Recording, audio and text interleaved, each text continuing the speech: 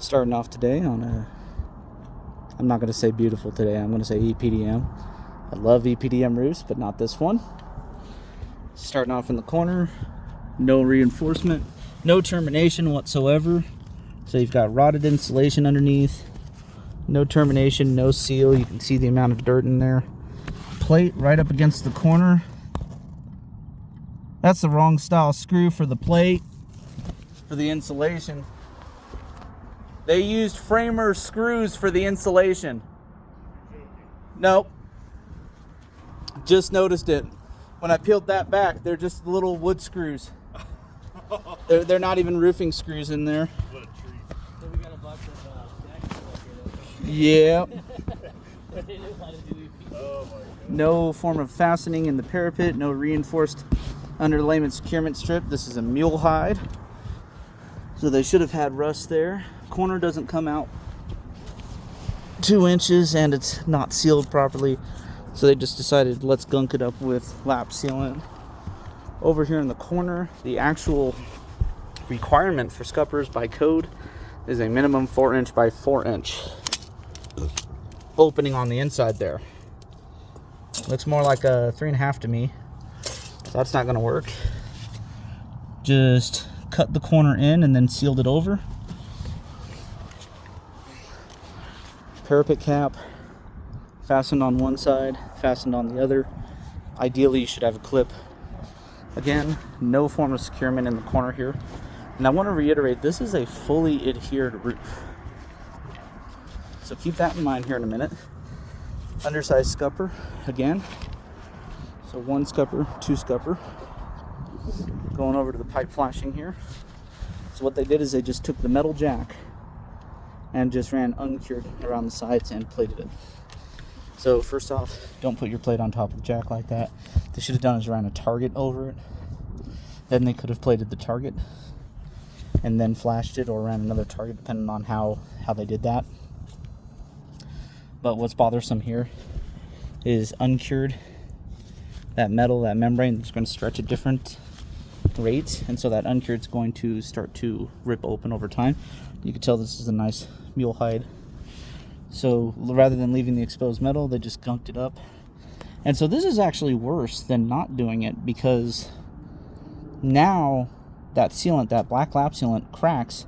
It traps moisture against the steel, which is going to cause it to rust prematurely. So they would have been better off just leaving it exposed and admitting they did it wrong. No seam tape. This roof is less than 15 years old, and they didn't even use black lap sealant, by the way. They just used yellow glue to run the seams. The old method prior to the 2000s would have been to run an overlap like this and use a black lap sealant or splicing cement of some sort. But they just decided to glue it and lap seal it. That definitely doesn't work. You can see this is flashed wrong. Now if you're ever on EPDM, you're curious about the brand, the manufacturer, it tells you how to install it here. Over here, and what's not as apparent on this side, over here is a date stamp, and that tells you the year, month, and day that was manufactured. That is your stamp showing it's mule hide. Each brand uses a different stamp. That's a loose fastener. And you'll notice I haven't touched on the plating issue yet. So here's our stamp on the side here. You'll see this on any Carlisle brand product. 45 mil EPDM.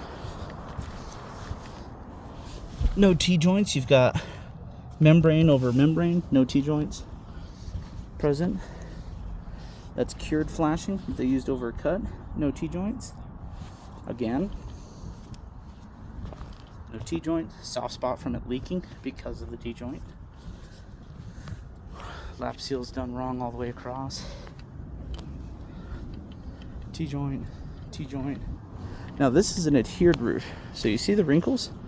Now you're probably thinking to yourself, those wrinkles are probably from the adhesive being put wrong, but they're not. You can see it right there. That's a wind pattern. That's wind ripping it off. Because they used wood fiber, glued it, and that wood fiber is getting wet, causing it to dissolve. No reinforcement in the wall here, So we've got what's called bridging pulling it out, and you can see the air move throughout the system as I do that. These box vents were not separated, so any air that's getting inside that wall is getting inside this transition here, which is pushing out the air, causing a failure there. Rather than stripping in this cut that they made, you can just see it. It's just a hole in the roof they left behind and sealed it shut. Now you notice how the pipe is starting to stretch that way. That's because of the bridging. That's related to the install failure, but in and of itself they didn't install it like that.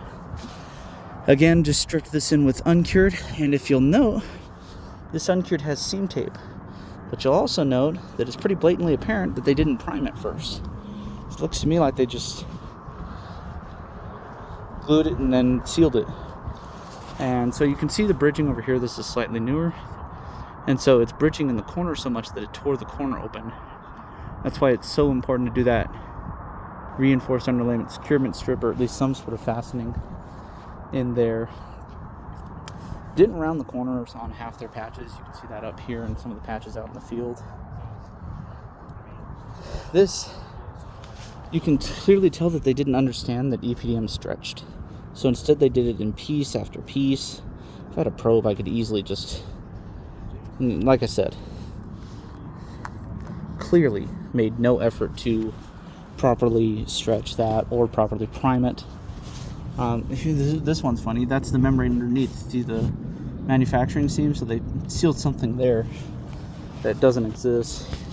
Sealed something there. So the first time they flashed it, it failed, and this is their second attempt. So their second attempt, they ran a target over it to stop the leaking over it like this, and then just sealed it shut. But again, no patchwork done on it properly, and it's just cut around the edge. This is clearly somebody who's never installed EPDM, because they could have patched the old one easy. I mean, EPDM is one of the easiest systems to work on. Again, nothing in the transition to hold it together. Then we go out in the field here. Y'all know my biggest pet peeve on flat roof systems by now is here's their plating for their wood fiber. And let's see. ANSI Spree wind design standard since 2008 has been that it must be 6 to 12 inches out. 2.5. 2.5. 2.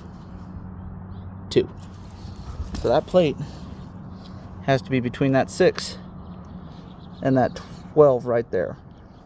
Let me get that angle about right. So it has to be between the 6 and the 12.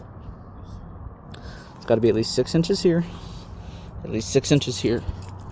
So how hard is that? How hard is that? Every plate on every board. And they only fasten the outside, they didn't fasten the center. So literally every plate on every board is wrong.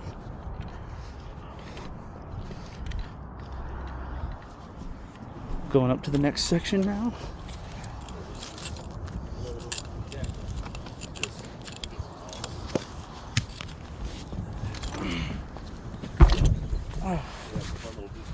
Right? Still loving this. This side's directed deck. You can see the grain of the decking.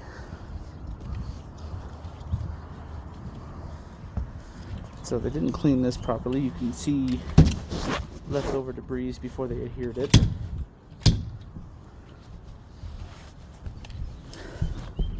They ran their drip edge, fastened their drip edge wrong. You'll notice all the fasteners are back here. Fasteners are about a foot apart, so you're supposed to stagger it.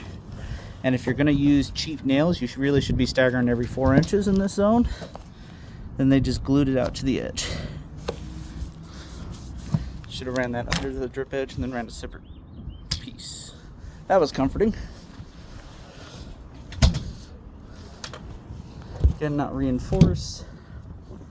At least it's a nice tight glue. No termination whatsoever. No seal. Didn't round any corners. No T-patches. Had a big wrinkle in the glue that they should have cut out, but instead they ran a seam over it. Guaranteed that's probably leaking. And then, in case there was any doubt, yellow glue.